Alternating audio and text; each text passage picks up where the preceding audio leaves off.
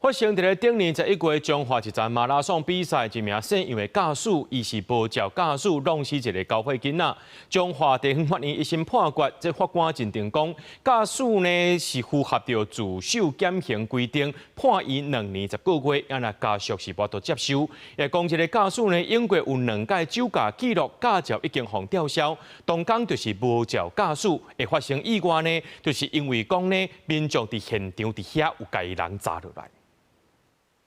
手機啊，掃樓的爸仔囝參加馬拉松前歡喜的相片，即馬所變做單身是心痛的回憶。2024年11月，姓陳的弟弟甲爸爸做伙參加佇中華的一場馬拉松比賽，煞佇活動管制區內，去互無照駕駛的自用小客車弄着，不幸重傷當場死亡。中華地方法院一審判決出來。法官雖然審酌這個肇事駕駛對交通法規遵守的意願無夠，不過認定被告符合憲法自首減刑的規定，判處有期徒刑2年10個月。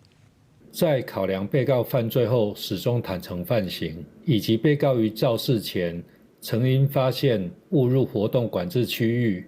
及主動求助活動管制人員，並駛離管制路段，及依刑法第62條前段規定，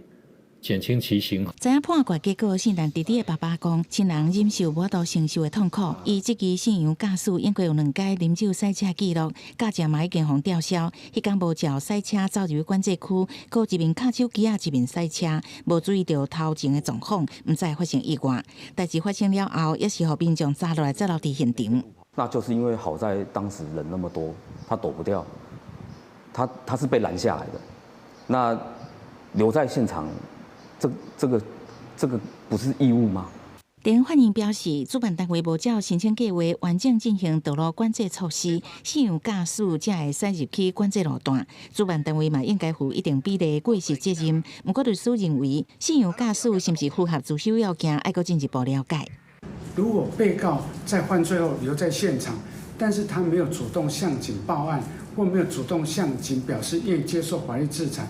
並不因為他在場被動接受警方詢問，就符合自首規定。律師指出，肇事駕駛事後留佇現場，甲是毋是有自首，佇法律的定義是兩件代志，應該重新檢視自首的實質要件，才會當顯示社會公義，佮予伊有適當的法律制裁。這原來會佇二審當中雙方攻防的關鍵所在。記者採訪報道。